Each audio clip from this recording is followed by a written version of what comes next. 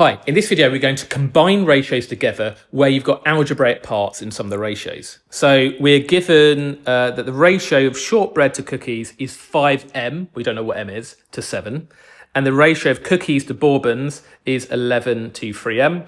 Work out the ratio of shortbread to bourbons. Give your answer in its simplest form. Now the way we combine ratios together is we could just use a little table. So we've got shortbread, cookies, and bourbons. I'm going to have a column for each of the different types of thing I have here, different types of biscuit.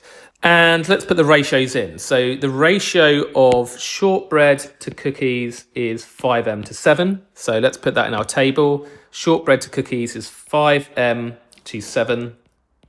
And then we're also told the ratio of cookies to bourbons is 11 to 3m. Let's put that as a row, another row. So cookies to bourbons is 11 to 3m. Notice that the 11 is going in the cookies column and the 3m is going in the bourbons column. Now, as we've seen in previous videos, in order to combine this ratio and this ratio into a single ratio, we need these common parts, the cookies, which is common to both, to be the same number. And we do that by scaling. So we think 7 and 11 both go into what? Well, if we times them together or just find the lowest common multiple, it's 77, isn't it? So we need these both to be 77. Now, what do we need to do to this 7 to become 77? Well, we need to times it by 11. And remember, whatever you do to one part of the ratio, you have to do the same to the other. It's a bit like fractions. If you times the numerator by something, you've got to times the denominator by the same thing. So if the 7 got times by 11, then so does the 5m, times that by 11. And 5m times by 11 is 55m.